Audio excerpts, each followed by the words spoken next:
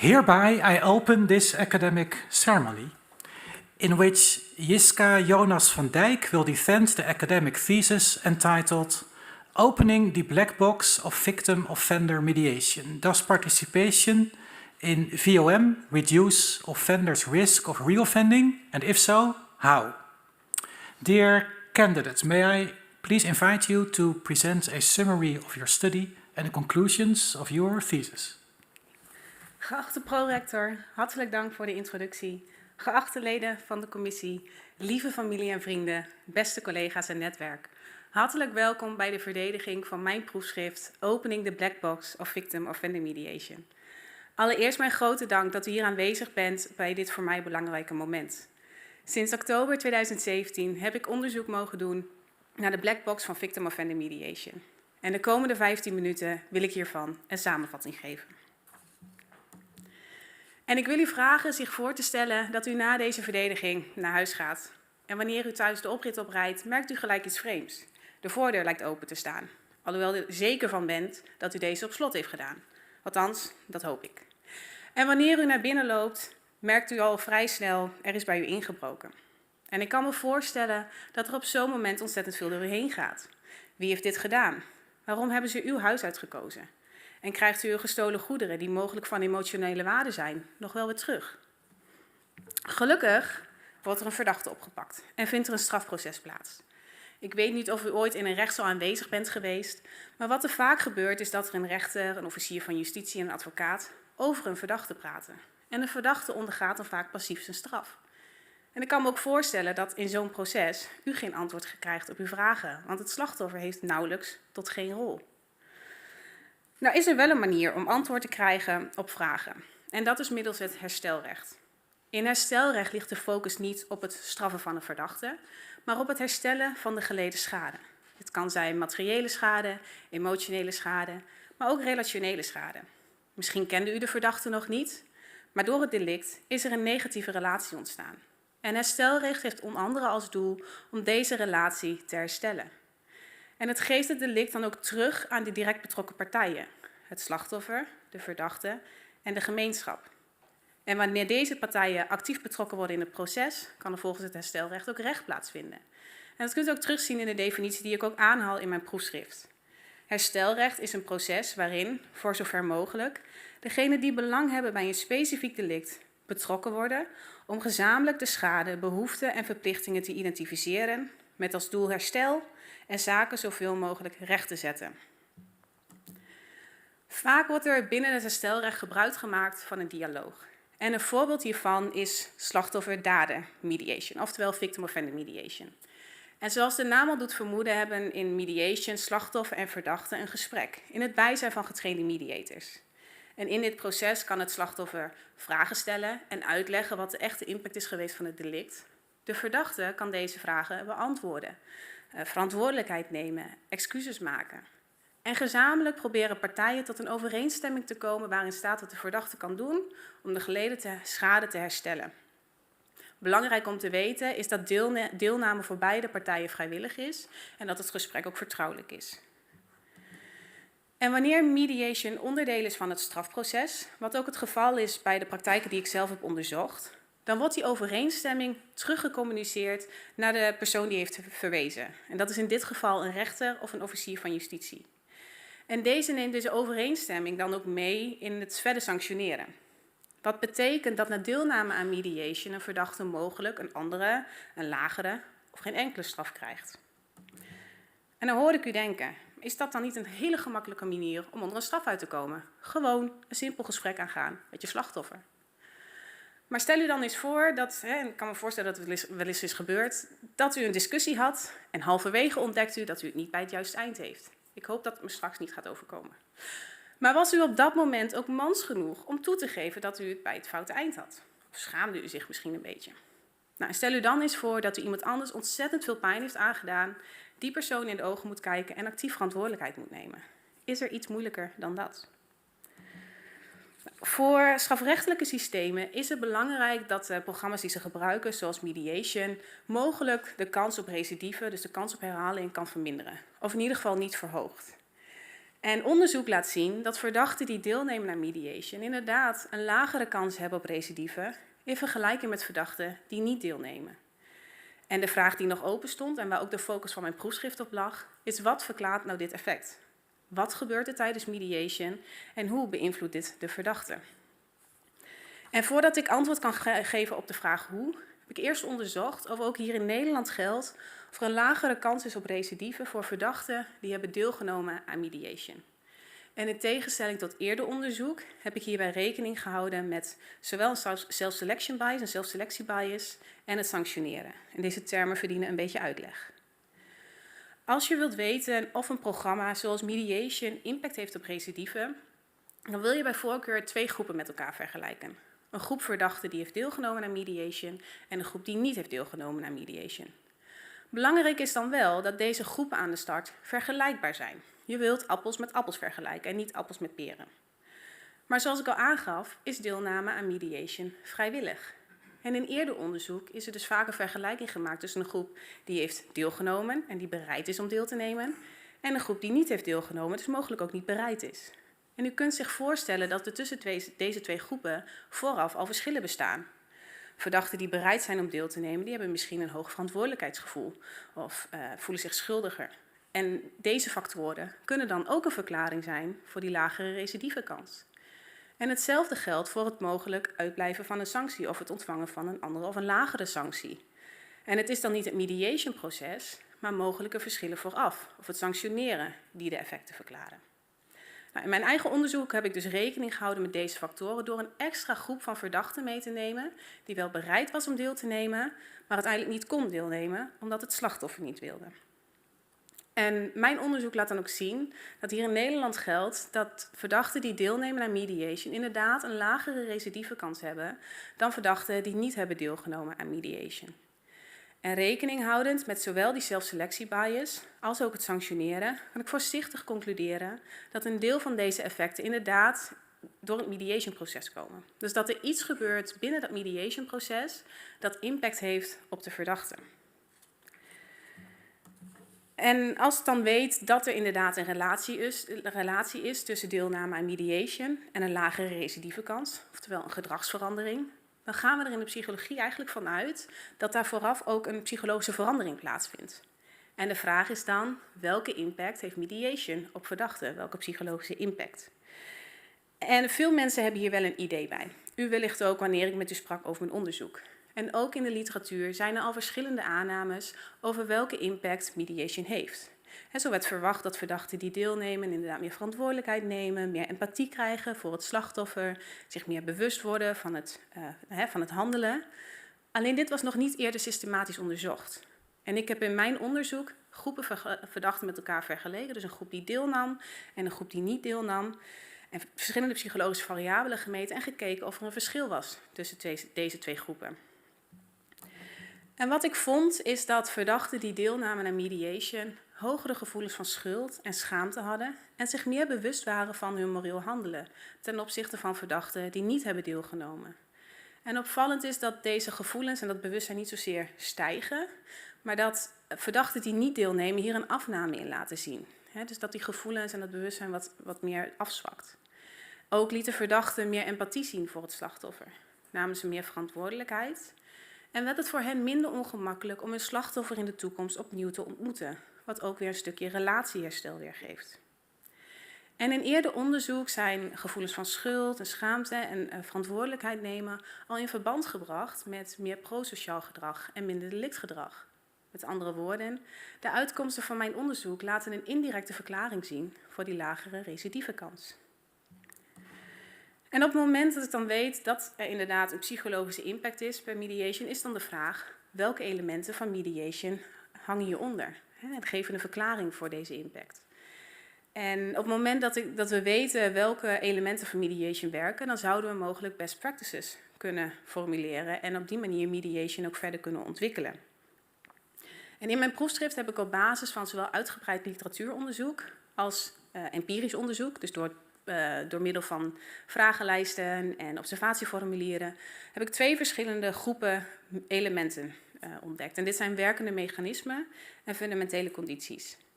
En hierbij wordt aangenomen dat die fundamentele condities eigenlijk in ieder mediation-proces aanwezig moeten zijn om tot een constructief dialoog te komen tussen partijen.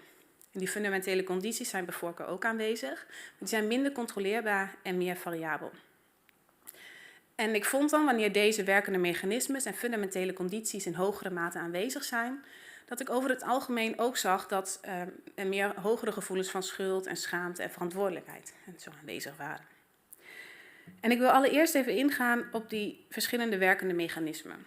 En de eerste is dat mediation een lerend mechanisme kan bevatten. Dus door het gesprek aan te gaan met het slachtoffer kan de verdachte zich meer bewust worden van zijn eigen handelen en van de daadwerkelijke impact van het delict.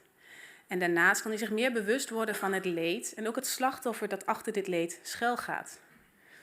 En tijdens mediation kan er ook besproken worden wat de verdachte in de toekomst anders zou kunnen doen. En op die manier kan een verdachte nieuw probleemoplossend gedrag gaan leren.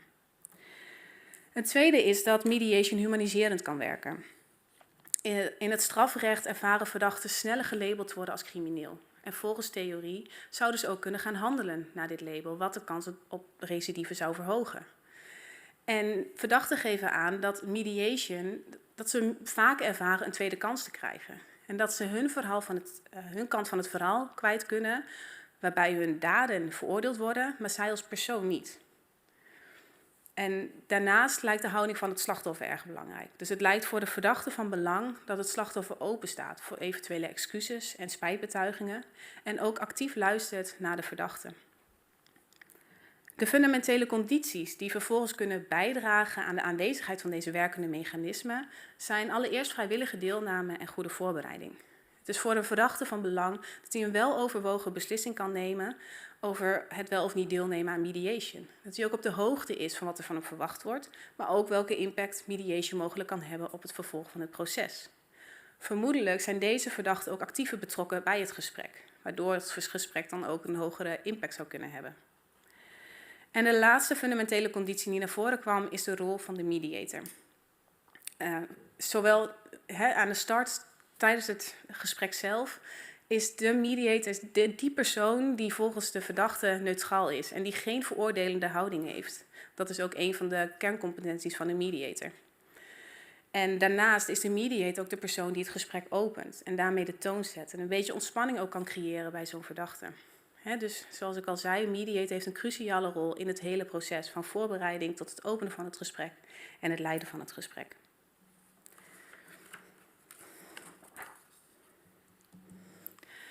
Met het presenteren van de impact van mediation in strafzaken op de verdachte, de psychologische impact van mediation die hier mogelijk aan ten grondslag ligt, en de elementen van mediation die hier mogelijk een belangrijke rol bij spelen, bent u op de hoogte van de belangrijkste bevindingen in mijn proefschrift. Door middel van verschillende studies heb ik geprobeerd om de black box van mediation open te maken. En alhoewel de box nog niet volledig open is, heb ik wel verschillende kieren aangebracht. Het onderzoek heeft belangrijke nieuwe inzichten gegeven voor zowel wetenschap als praktijk. Er zijn nieuwe openingen gecreëerd voor toekomstig onderzoek en de concrete werkende mechanismen en fundamentele condities kunnen in ogenschouw genomen worden bij het uitoefenen van mediation. Ik dank u voor uw aandacht en geef hierbij graag het woord terug aan de prorector. Dank u wel voor uw presentatie. Thank you so much. The opposition will be opened by Professor van der A. Professor van der A is Professor of Criminal Law and Criminal Procedure at our university, and she is also the chair of the assessment committee. Thank you. Dear candidate, I would like to start with complimenting you on your well-written, original and insightful book. It was a pleasure learning new things about victim offender mediation. I have learned new things, so fantastic. What I particularly liked is that you don't shy away from drawing controversial conclusions, such as your suggestion to also consider non-voluntary participation of offenders, even though voluntariness is considered one of the main pillars of victim offender mediation. Well, my first question also relates to a controversial new measure that was recently introduced in Dutch criminal proceedings, namely the mandatory presence of the defendant during trial, verplichte aanwezigheid. Where defendants previously had the choice to attend the trial or not, certain defendants now have to show up. whether they want to or not. Amongst other reasons, the legislator considered this measure necessary because it would force defendants to listen, for instance, to the victim statement of opinion, spreekrecht. In that way, defendants would learn about the impact of the crime on the victim and about the norms, which in turn would lower recidivism again. Now, with an eye on your findings in your study, could you reflect on that assumption from the legislator? Would you agree?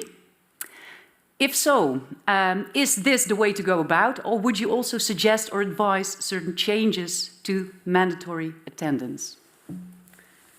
Highly esteemed opponent, first of all, thank you for your compliments on my work and for your question.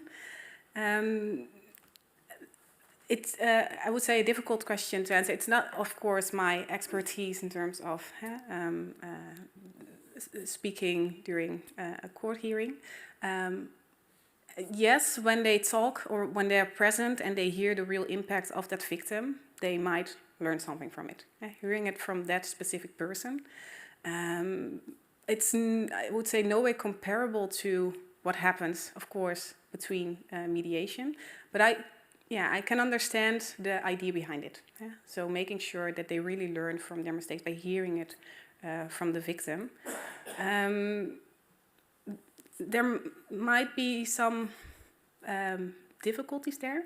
When you talk about a victim impact statement, for example, they might be more stigmatizing, for example, because you can't indicate to a victim, okay, you need to write this about an offender. So there might be a risk that the offender is stigmatized because the victim might not see the good in the offender, or I can imagine that that victim might not see the good in the offender.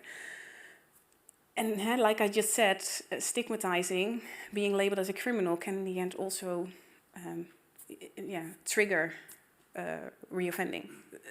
So that might be a bit difficult. And also when I look at my, both my own findings, but also at literature, that really the talking with the victim and reflecting on your own behavior, that helps. And I would also say internalizing it. So just hearing it might not be enough to really internalize what happened and that it's your responsibility that happened. And I believe that more is necessary than just hearing a victim say something, and that you really need that conversation, and that you can really ask the offender also to reflect on what happened and not just hearing it. Because hearing doesn't mean reflecting, I would say. So. Thank you. I take it that means that you are satisfied with the answer. Apologies. Yes, I'm satisfied. Thank you. Thank you so much. In that case, the opposition will be continued by Professor Artson, who is Professor of Criminology at the University of Leuven, and who is also a member of the Assessment Committee. And I would like to welcome Professor Artson very much to Maastricht University today. It's very good to have you here with us. Please. Thank you, Mr. Chair. Dear promovenda, looking at the state of the art of research in the international field of restorative justice, I have very much welcomed your PhD thesis. This research was and is highly needed. It meets the expectation that not only more insight should be gained in the effect of participation in VOM on the risk of reoffending, but also on the how, as you have explained in your introduction, which psychological changes are at stake more precisely, and how do they relate to fundamental conditions and working mechanisms of victim-offender mediation. This ambitious research objective is explored through 5 separate studies by you, be it, and that's important, in an integrated and coherent way, if you look at the 5 studies. Both literature review and empirical designs are set up and carried out in a most accurate and careful way, I think, which deserves all our praise. Clear research findings are provided, which are commented and interpreted in a nuanced and critical way. The reporting and the writing style are excellent. In short, there's no doubt that this PhD research greatly contributes to the scientific knowledge in the international field of restorative justice. This having said, I would also like to invite you to briefly reflect on the following question.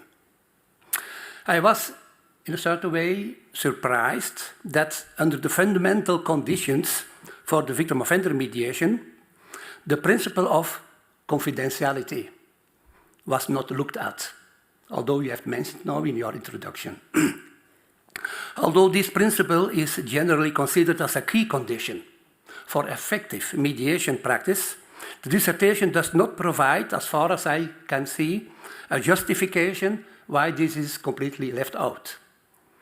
Is this option to leave confidentiality out of your study, is this option related to the choice to almost exclusively focus on mediation within criminal cases, mediation in strafzaken, and not on restorative mediation, herstelbemiddeling, perspectief herstelbemiddeling? Question mark. Looking at your research findings afterwards, could the condition of confidentiality not have influenced and strengthened very much the effectiveness of your 3 working mechanisms? And could it not have been able then, this confidentiality element, could this have not been able to contribute to a positive effect on reoffending? That's my question. Highly esteemed opponents, thank you for your kind words on my work and for your question, which I believe are basically 2 questions. So why didn't I include confidentiality in my research? And to what extent might there be a difference with, for example, PHP here in the Netherlands, so perspectief herstelbemiddeling, in which it's not part of the criminal justice system. I think every time that you do research and you look back at what you did, you might have changed something. So in the moment that I was doing my literature review, at that same moment I was also already collecting data. And it was in that literature review and really making a visual basically of what we already knew, that at that moment I saw these different elements and these working mechanisms and these fundamental conditions. And there I had then, that was the moment that it triggered me like, hey, there seems to be a difference between these 2 kind of things. But at that moment, I was already collecting data. And this data collection and these questionnaires were mainly based on articles that were very pronounced, I would say, so that were quite well known also. So researchers who really brought forward ideas, okay, what could be working mechanisms, what might be impacting. And at that moment, I didn't consider confidentiality, so it was not included. Although I do believe when comparing mediation and herstelbemiddeling, both are of course based on confidentiality. And even though part of this agreement is communicated back to the public prosecutor in mediation, I wouldn't say that that would have a consequence for possible reoffending. When you look at what is written down in these agreements, what is communicated, but it has nothing to do with what was talked about within the mediation. It's still confidential. So I don't expect there to be a difference in terms of how offenders feel that there is confidentiality in these processes. So I wouldn't say that that might influence the outcome. And the same is when it's that would then also be the reason why I don't think that it would impact reoffending. I assume that in both processes this confidentiality is kept high.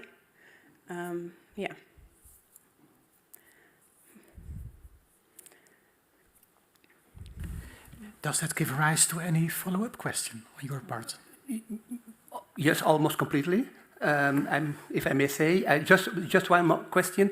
But one of your elements in the working mechanisms is constructive dialogue. So if you can offer a confidential atmosphere, could that not contribute highly to ensuring or to enhancing the chances that a constructive dialogue would take place?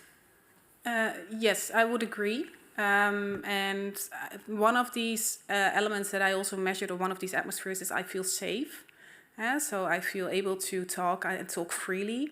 And these were also, I would say, positive related to these kind of working mechanisms. So that might kind of constitute already this confidentiality, although I didn't directly measure it.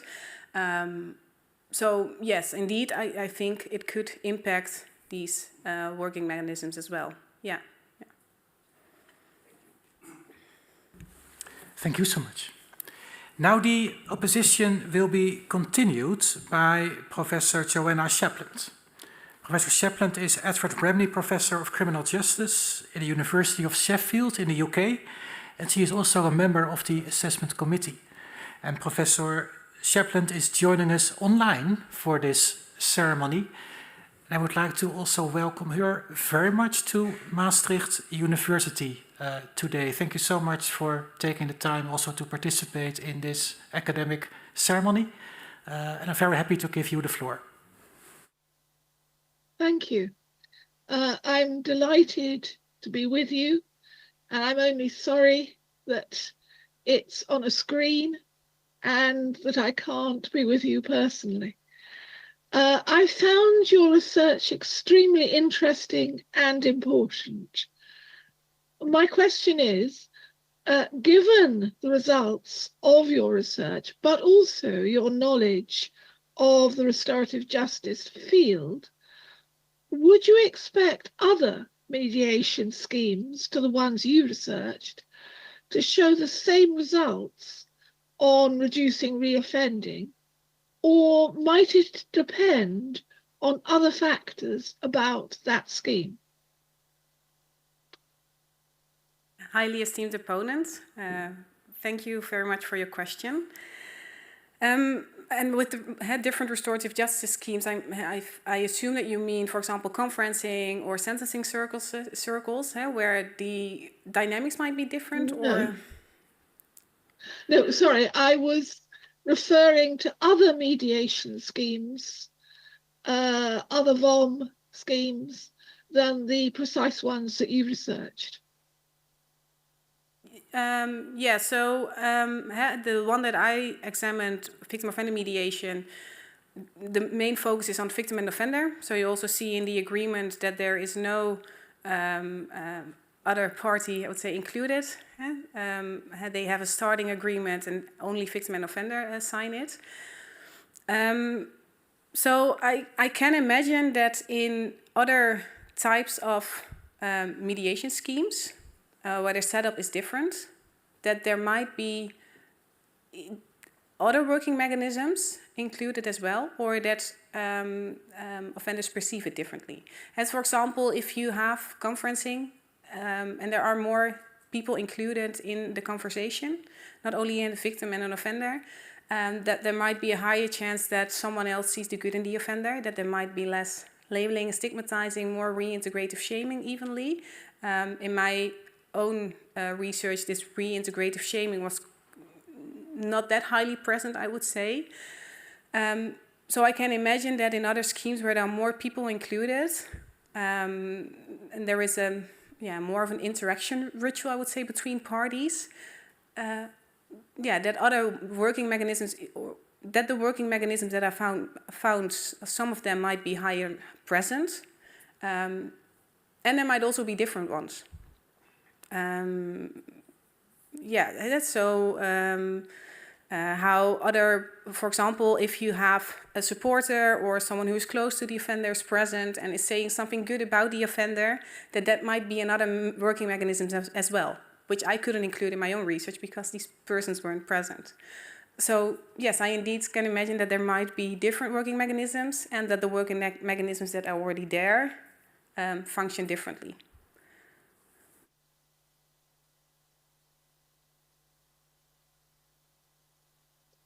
The answer, Professor Shapland, or do you want to follow up on the answer given by the candidate? Might I just try one supplementary? Mediation schemes have very varying aims.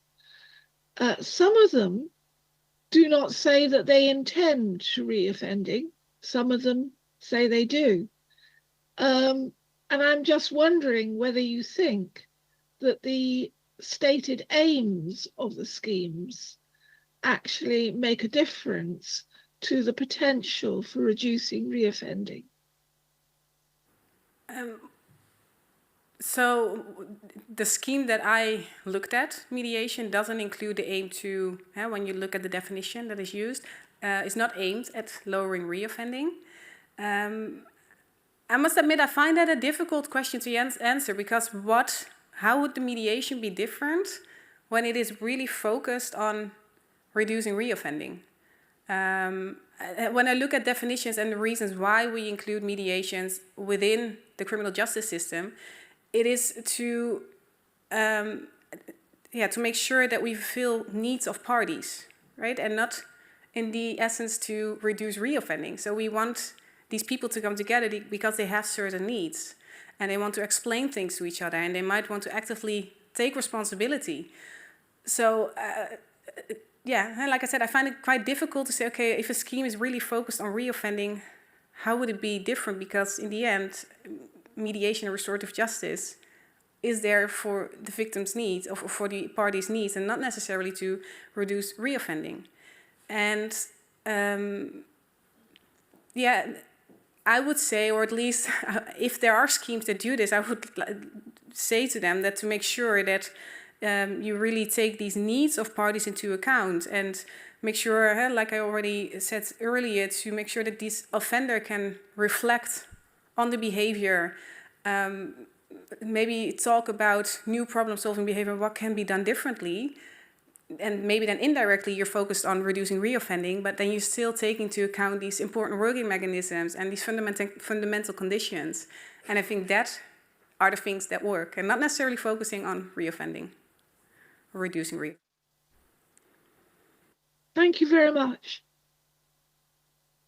Thank you so much. Now the opposition will be continued by Professor Katrien Laart. Thank you. Professor Laart is endowed professor of restorative justice at the Vrije Universiteit Amsterdam. And I also would like to welcome her very much to Maastricht University today. You have the floor. Thank you. Dear candidate, I would first of all like to join the compliments expressed by the colleagues. I think your PhD research is very well constructed. The pieces of the puzzle all tackle extremely relevant and under-researched themes. So your research undoubtedly fills gaps in restorative justice research. It is very clearly written. It was a pleasure to read the manuscript. And I also appreciate the careful way in which you presented the research, balanced the results, and very honestly and carefully considered the limitations, what brought you to interesting suggestions for future research. And you start and end with a personal touch, which was nice. My question is linked to Chapter 5 on the fundamental conditions and working mechanisms, and it concerns the participation of and collaboration which you try to establish with the mediators. You invited, there are two elements in the question you can reflect on. First of all, you invited the mediators to fill in an observation form with Likert scale, but also with open-ended questions. And you asked permission to be present during encounters.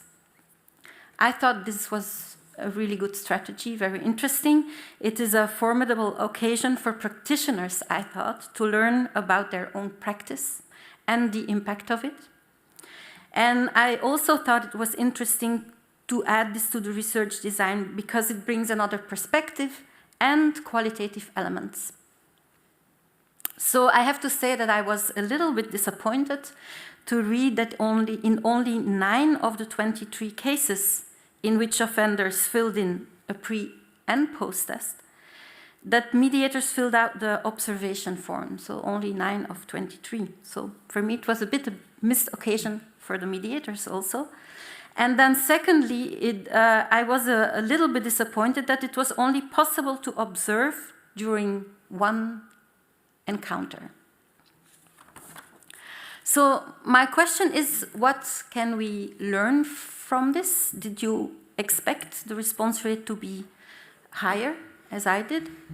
And what did you yourself learn about these two elements? So if I detail a little bit and give maybe some suggestions, what did you put in place to stimulate mediators to participate? Which obstacles did you encounter or did you perceive further participation, and what would you do differently? So this is about the observation forms. And then the second part, being present as a researcher during the encounters. I was also wondering what were the obstacles? Was it practical? Was it mainly deontological? Or did mediators not feel at ease to allow a researcher? And what would you take from that for future research? I saw that you recommended on page 118 to include this in future research. So what did you learn from all that? Highly esteemed opponents, first of all, thank you for the kind words on my work and my dissertation.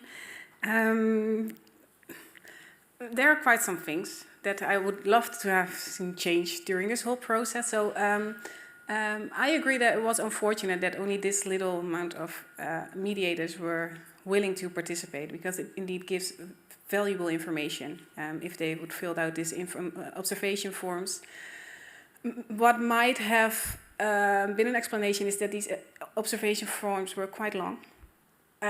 So we might want to reduce it next time and to make it maybe a bit more concrete and to the point, or leave it more open for them to write instead of all these Likert scales and all these open questions. So maybe this might motivate them more to participate in these observation forms. Maybe also, now I've done this research, so if I would do it again, and maybe in the future we can, or maybe compare different organizations with each other, I can of course already present some of my data and outcomes, and that hopefully also motivates them and stimulates them to participate in these kinds of study, because it is so valuable. And maybe then also together with them, okay, see what is possible in their time with making this questionnaire, hoping that they are willing to participate. So that I would say might be a way to stimulate them more to participate in these kind of studies. One other obstacle I would say is during this whole process, at least during a period of time, there was a pandemic. Mm-hmm. That of course didn't work as well, so that was very unfortunate, because that was in the, I would say, the height of my data collection, when I finally started collecting data was the moment that I couldn't do it anymore, so that was very unfortunate. So it was a big obstacle. So yeah, and in terms of what I said about the observation forms, changing things in there, making it more concrete, and ask them more about what really happened, and not so much about these Likert skills. That is something that I would definitely change, because that was the information that was very valuable. That already shortens this observation form. So, and unfortunately, I was only able to be present. Or observe one of these mediations. And the thing is, even though if I can be present, it was not allowed to make any notes. And the reason is that when you're making notes, that people might have a feeling like I'm observed, and then they are not able to freely speak. Yeah? Because then you touch upon this, I would say, confidentiality, because they don't know what is written down. So I was for some mediators, I could be in the room, but that's it. Just be there, stay silent, and that's it.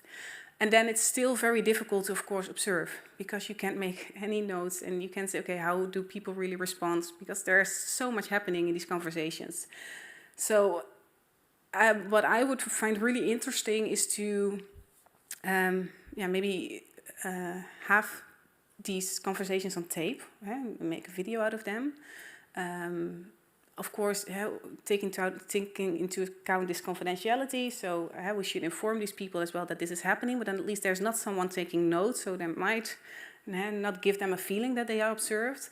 But then later on we can really say, okay, how are people responding to each other? What is happening in this conversation for both victim and offender, but also in terms, for example, the mediator. And one of the things is that it is important that they are neutral. But what is this mediator then doing that might show that the person is neutral? Because these are really the elements that I would say are interesting for practice, of course. And just being present in the room and observing, I think that would be rather difficult, or at least if only one researcher is in that room. So that's why I would find it very interesting to have some of these conversations on tape and then see, okay, what is happening in this room and how are people interacting? So I hope that this covers all of the different elements that I wrote down. Thank you. I'm satisfied with the answer. In that case, the opposition will be continued by Professor De Vogel. Professor De Vogel is Professor of Forensic Mental Health Care at our university, and she is also a member of the assessment committee. Yeah, thank you. Dear candidates, I would also like to start with complimenting you and also your supervisory team for this excellent piece of work. And I truly enjoyed reading it, and I think there are so many important implications and also hopeful messages in your work. And I particularly like that your studies build nicely upon previous studies and also on each other, and that you used multiple research designs. So, in my opinion, you have shown to be a true all-round scientist. But of course, I also have a question. And my question mainly relates to the samples that you were able to use in your studies, because those are offenders who are referred to by the prosecutor or by the judge or by the mediator. But it has not become exactly clear to me how they decide who is eligible, who is open to it. So could there be a bias? And the reason why I'm asking you this is because, well, I work in forensic mental health care with patients with severe mental health problems, also specific offenses like sexual offenses. And I think they were excluded in your samples, right? So it made me wonder, like the factors that you found, empathy, could be complicated. For example, in patients with high psychopathy. But I'm also thinking about some of our patients, especially female patients, who are sometimes feeling overwhelmed or maybe even paralyzed by feelings of shame and guilt. So it just made me wonder, how does it work with these subgroups? So my question to you is, do you think there could be a bias in the selection of offenders? And do you think mediation will also be suitable for all types of offenders? Highly esteemed opponent, thank you very much for your kind words on my work and your question, which is, I believe, something that hasn't been researched yet, I know that I don't know from the top of my head which university, but there is now a study going on that examines, okay, how do these referral parties, so public prosecutors and judges, take into account responsibility taking by the offender in referring to mediation. Because we indeed have no idea how or why these specific cases are referred to mediation. What we do know is that only a very small percentage of cases is now referred to mediation, so I think there will be a bias, so that they might select the cases or the offenders that they think are workable, maybe. But that is an open question. And that is one of the things I am personally also interested in, and now starting up research, like, what are reasons why these referral agencies refer to mediations and why not? Maybe they find it difficult. Maybe they don't know if a case is suitable or not, so then they just don't refer because maybe it hurts the victim if I now refer this case to mediation. So yes, I do believe that there might be a bias, and I think it's worth examining this matter to see, okay, maybe they need some guidance, like, okay, these are maybe cases that are suitable, or maybe this is a reason maybe to not offer mediation. Or when you ask mediators, in essence, every case might be suitable for mediation, but it depends on the parties if you can actually start mediation. And for example, the persons that you refer to, women who are feeling shame and guilt and might be a bit apprehended to participate. Well, there's always an intake meeting, so mediators can talk with these victims and see, okay, what might mediation offer to you? Could it help maybe with these feelings? Of course, also in relation to, okay, what is this type of offender? If there's really a disbalance in power, and when you think of offenders with narcissistic personality traits, that might be a reason to not put people together in the same room. So they really take this into account. When I look at, think of these different feelings that parties might have, both victims and offender, what is also interesting is to look at, okay, why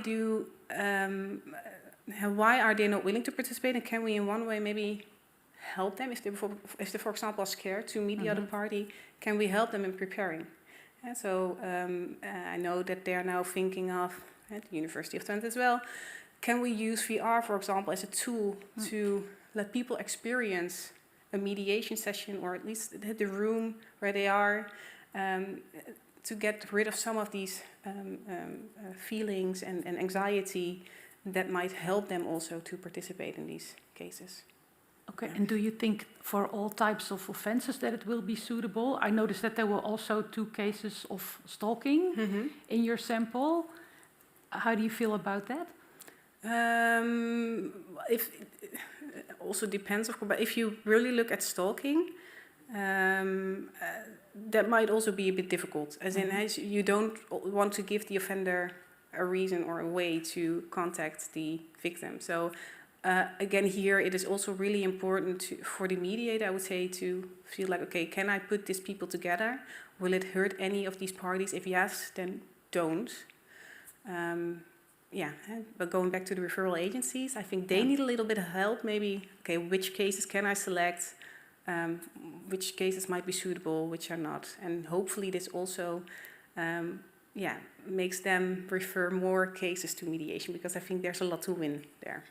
Okay, thank you.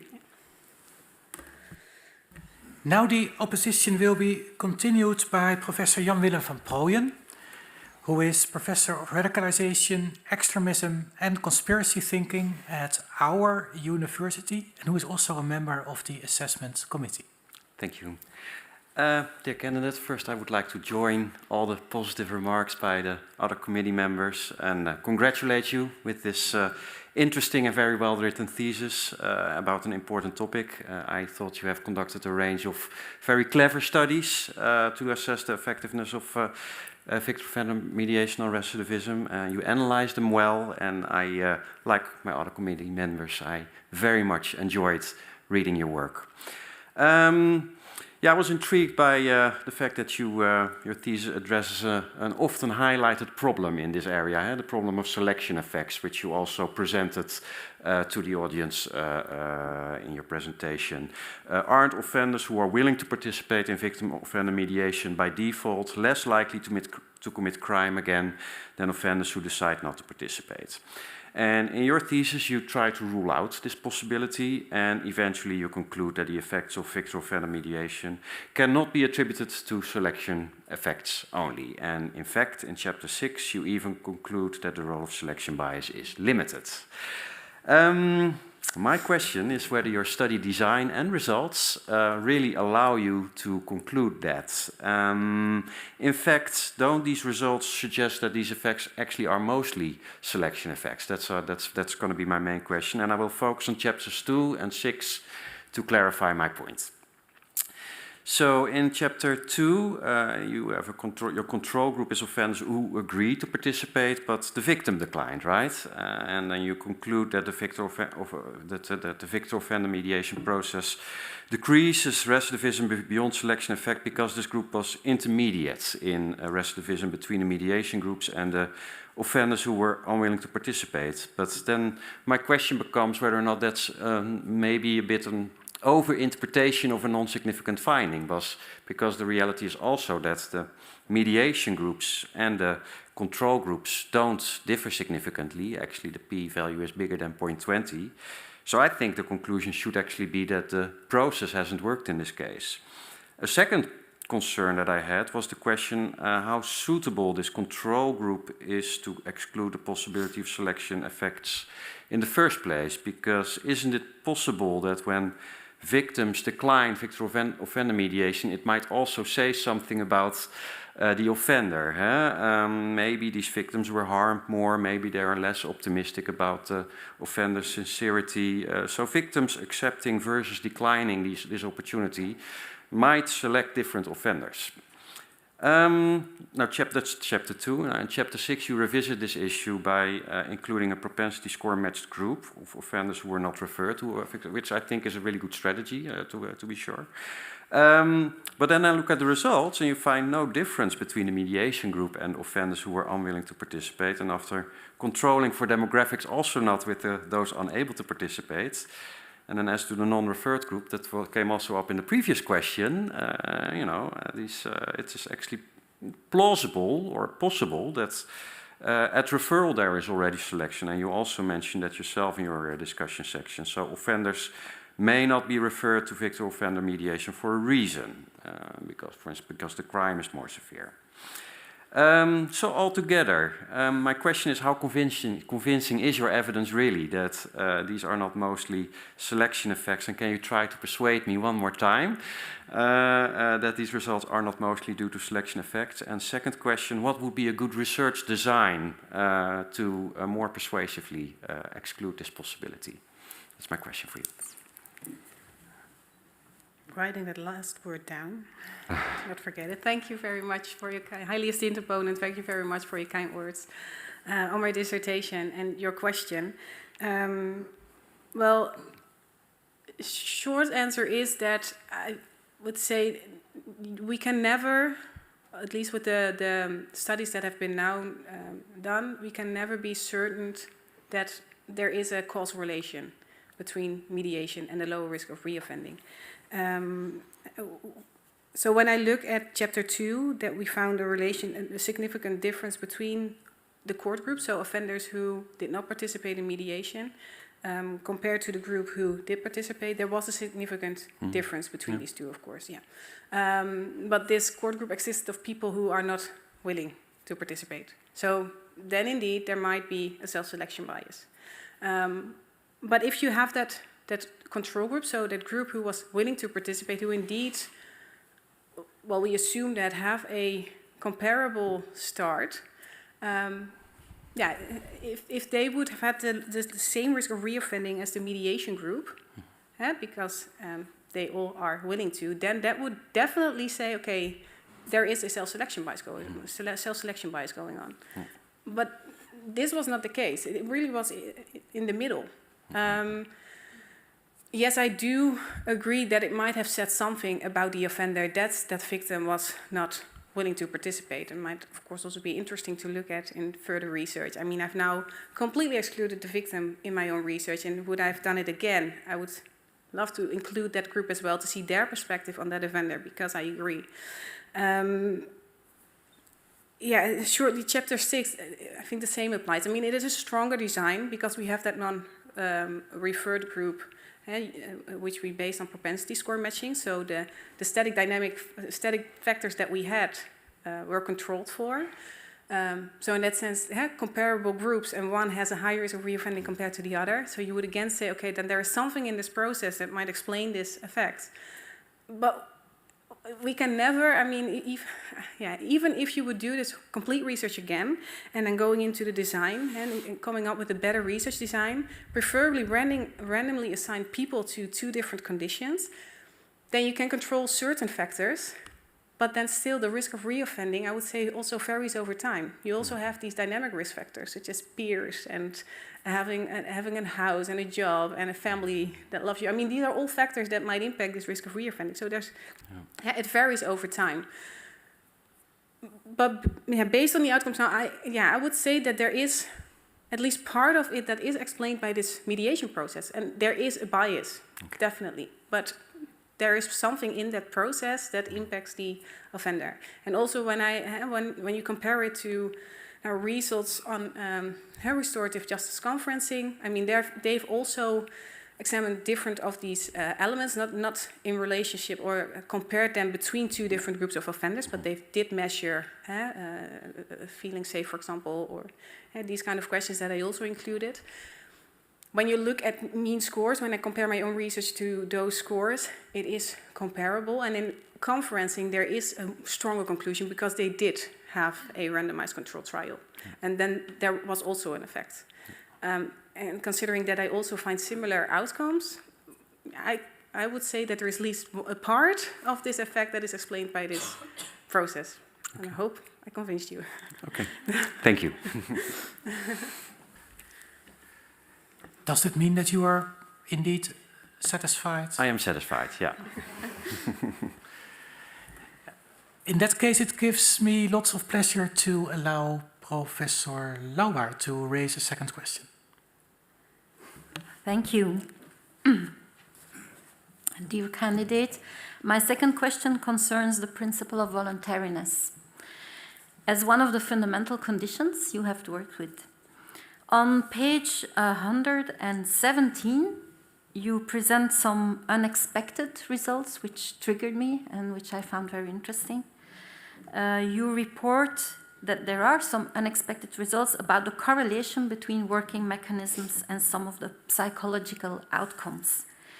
And what is specific is that a lower perception of voluntariness seems to strengthen the association between some of the factors. And I quote, "This was true for the association between being taken seriously by the victim and empathy and guilt, between having a say in the outcome and empathy, and between being made aware of the broken rules and norms and guilt."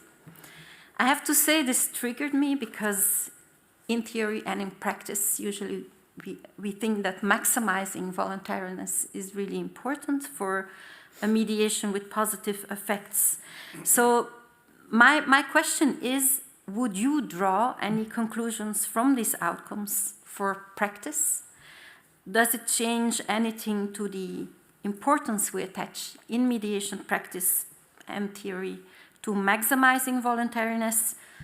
And should we maybe be more nuanced? What is your opinion about that? Well, thank you for your question.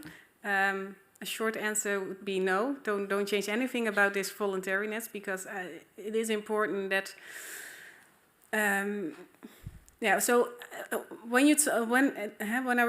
you look at mediation, when it's part of the criminal justice process, first of all, you can argue whether or not it is really voluntary. Because what you say to an offender, okay, but if you don't participate, you know for sure that a public prosecutor or a judge will say something about your case, and when you participate, you have a say. So you might impact the process and the outcome. So they might already feel like an urge to participate because then they have control. So I would say it's really about inform them, making sure that make sure that they can have a voluntary choice, in that sense that they are aware of everything that is happening in this process, how it might impact their outcome.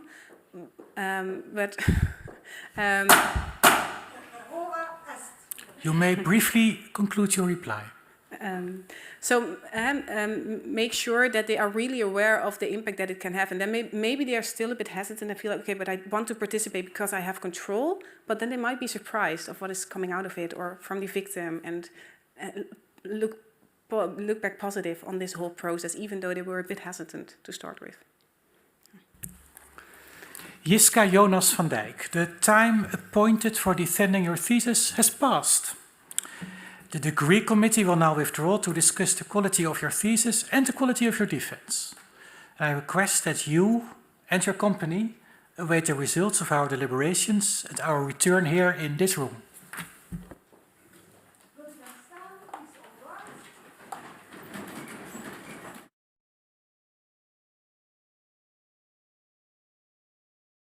The PhD defense has now ended. The degree committee will debate the candidate's performance behind closed doors. This process usually takes about 10 minutes.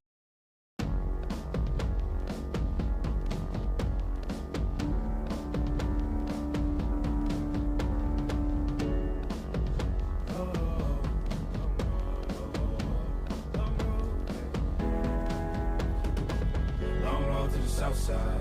7 miles in my rearview mirror, I know what it felt like. My goals only getting clearer, east side to the west side. No place like home, if it's questions that you've got, go the extra mile and that.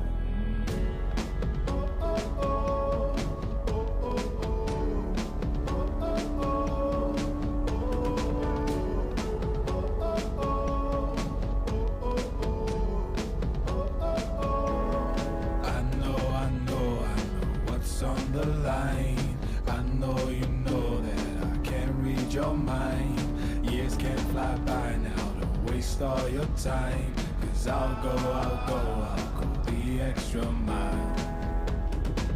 Long road to the south side, 10 miles in my rearview mirror. I know what it felt like. My goals only getting clearer. East side to the west side, no place like home. If it's questions that you've got, go the extra mile and die. On the dash, got my laces tied. Long road, I don't waste no time. Break rules because fate decides. With the team and we chase the light. I make a move, fall down, shake it off. I hate to lose, bad branch, break it off. No room for negativity, praise and love. Prepare for deep part cause we're taking off. The mileage, traveling so far from home. Gathering knowledge, other connections. I put the time in to get everything I ever hoped for. It's a challenge and we all in. It's a better future that we go for. Even though these nights seem long, I know that I am never on my own. Know you've won the battle once you've grown.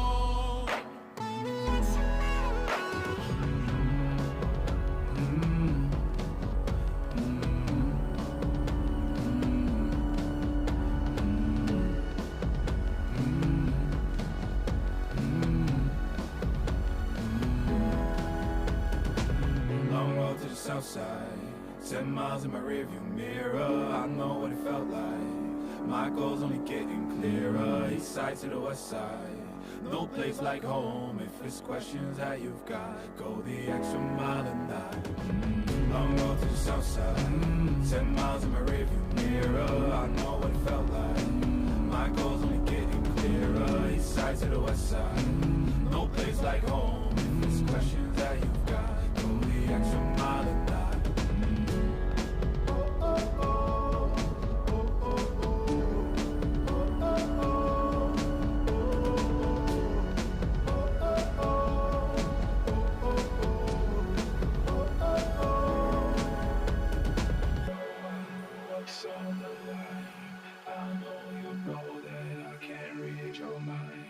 Years can't fly by now, don't waste all your time. Cause I'll go the extra mile.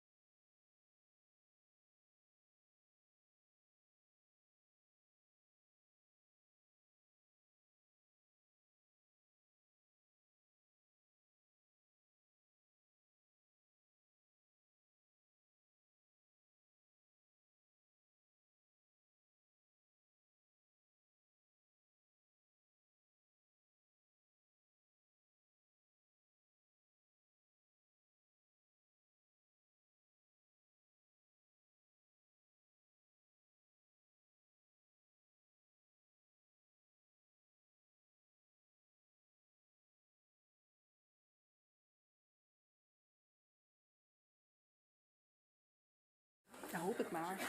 En dan zeggen dat ik hem niet krijg.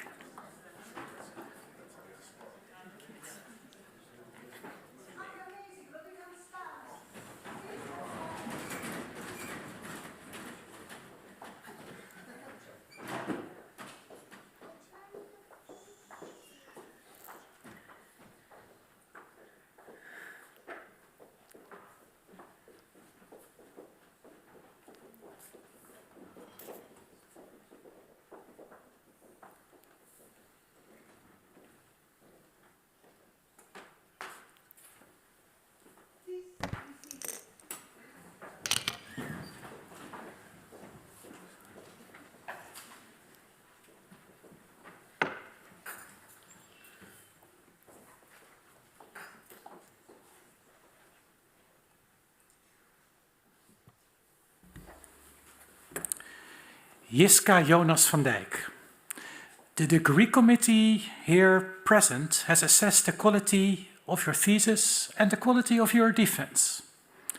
In view of its positive verdict and taken into account your previous qualifications, the degree committee has decided to grant you the degree of doctor. Professor Nelen is authorized to confer upon you this academic distinction in accordance with Dutch university custom. And I now invite your supervisor to take the floor.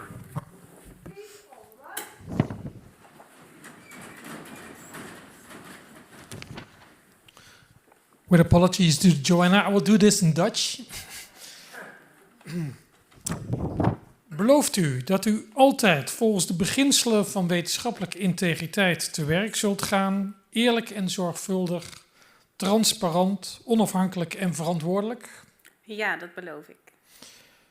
Krachtens de bevoegdheid ons door de wet toegekend, volgens het besluit van een commissie hier tegenwoordig, verklaar ik hierbij u, Jiska Jonas-van Dijk, tot dokter te bevorderen en u alle rechten te verlenen die daaraan volgens wet en gewoonte zijn verbonden.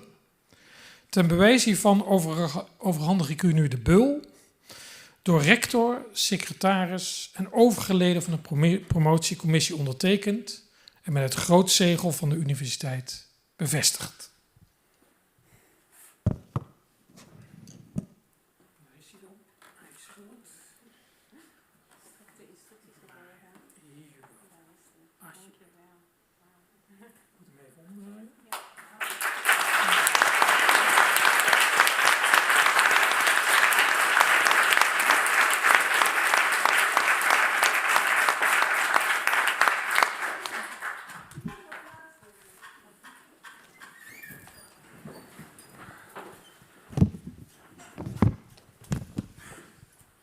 Geachte dokter Jonas-van Dijk, beste Jiska, aan mij de eer om jou toe te spreken.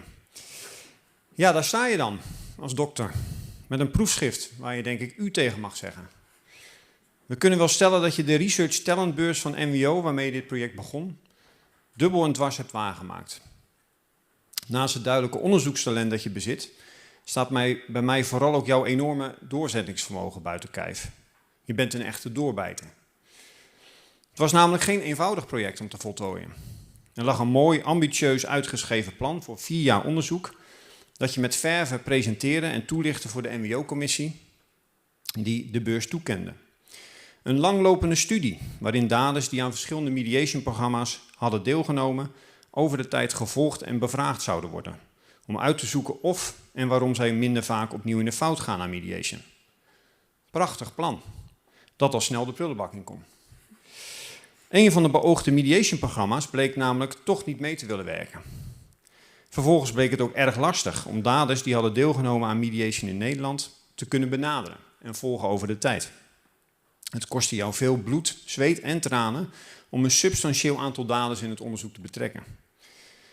Met behoorlijke creativiteit, discipline en doorzettingsvermogen is jou dat toch gelukt. In die tijd brak ook nog eens corona uit, waardoor de dataverzameling nog verdere vertraging opliep en het niet meer mogelijk bleek om daders die deelnamen aan het onderzoek te volgen over de tijd of om te zien of ze nogmaals in de fout zouden gaan. Wederom moest je terug naar de tekentafel om, in overleg met Hans, Jacques en mijzelf, alternatieven te verzinnen, om toch de beoogde doelen te halen. En ook daar kwam je weer uit. Je wist je collega's in het veld te overtuigen om de gegevens te verzamelen van daders die aan pilot mediation hadden meegedaan. In eerdere jaren. Zodat je alsnog kon onderzoeken of die daders een kleinere kans hadden om opnieuw in de fout te gaan. En waarmee dat dan samenhangt. De basis voor het prachtige laatste empirische hoofdstuk van je proefschrift was daarmee gelegd. Dit laatste vinden we echt een knap staaltje werk. En zo kan ik nog wel even doorgaan. Dus dat doe ik dan ook. In al deze hectiek kwam ook nog eens een grote droom van je uit en werd je moeder van 2 prachtige zonen. Hetgeen je leven er niet rustiger op heeft gemaakt. Toch hebben wij niet het idee gehad dat het echt ten koste is gegaan van de voortgang van je onderzoek. Je bleef onverstoord doorwerken aan schrijven van je papers. Volgens mij ook nog wel eens op momenten dat het even rustig was in huis, omdat 1 of beide van de kids even een slaapje aan het doen waren. Het getuigt wederom van je doorbijtenkwaliteit en vooral ook van je motivatie en passie voor dit project, denk ik. Je maakt op ons altijd de indruk met veel plezier en bezieling aan dit onderzoek te werken. Ondanks de zorgen die je soms maakte bij alle obstakels die we tegenkwamen. En volgens mij was het af en toe ook wel doorbijten met Hans, Jacques en mijzelf als begeleiders. 3 figuren, afkomstig uit verschillende academische disciplines, die er soms heel verschillende ideeën op nahielden. Over de werkzame mechanismen bijvoorbeeld van mediation. En soms bleek zelfs een 4e begeleider jouw stukken gelezen te hebben en feedback te geven. Of was dat dan toch Hans? Het hebben van zo'n multidisciplinair team aan begeleiders heeft denk ik een grote meerwaarde gehad voor je onderzoek. En leverde af en toe ook aardige discussies op. Zo kan ik me nog discussies herinneren in de eerste fase van je project.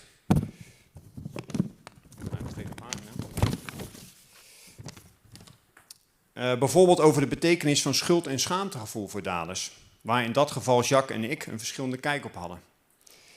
Ik kan me vergissen, maar ik meen wel eens bespeurd te hebben bij jou op dergelijke momenten dat je dacht, ja, wat moet ik hier nu mee? Hoe gaan we dit nou oplossen? En hoe gaan we schuld en schaamte nu bevragen onder daders? In het begin liet je dat dan meer bij ons, maar in de loop van het project merkten we steeds meer en sterker dat jij een meer uitgesproken visie kreeg op de materie.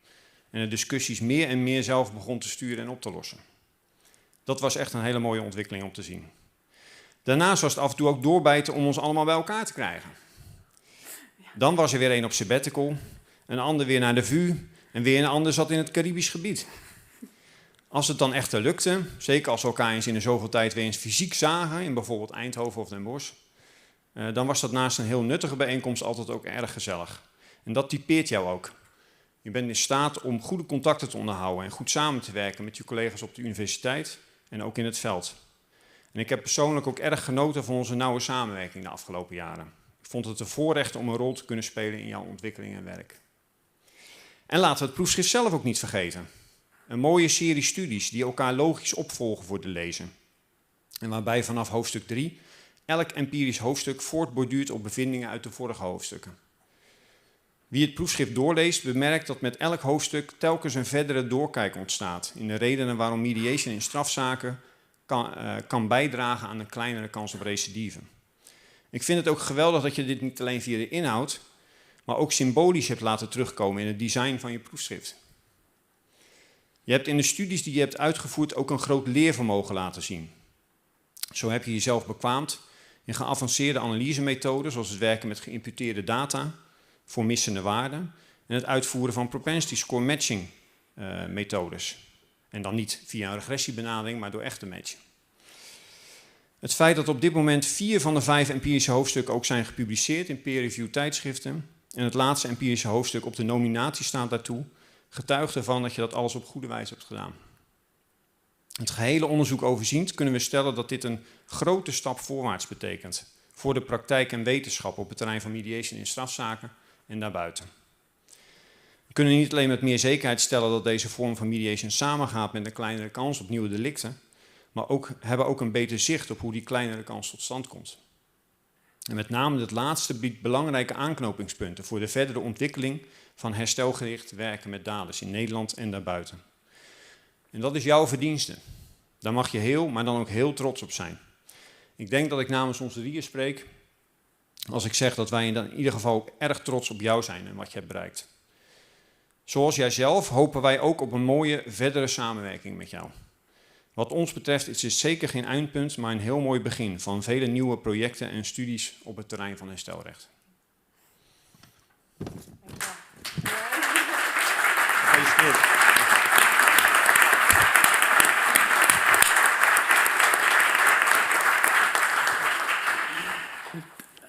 Dr. Van Dijk, ook namens de Universiteit Maastricht en haar faculteit der rechtsgeleerdheid van harte gefeliciteerd met de behaalde doktersgraad.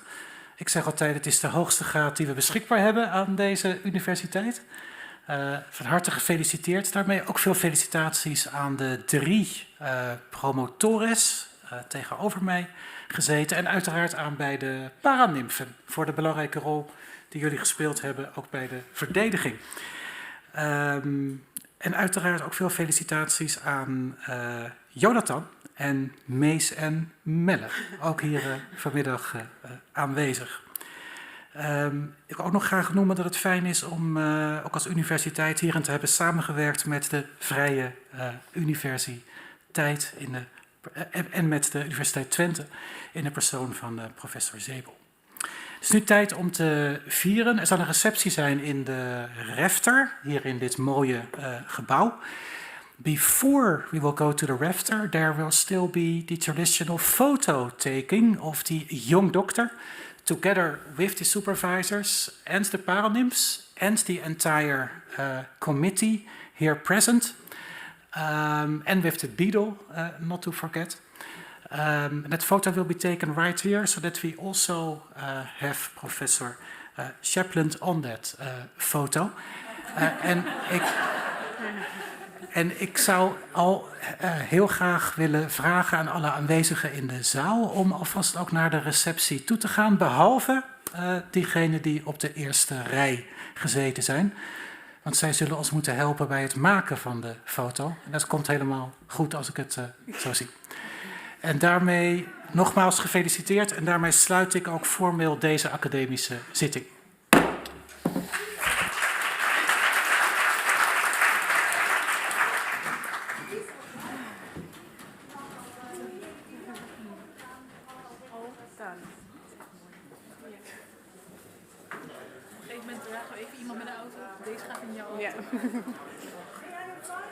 Recording stopped.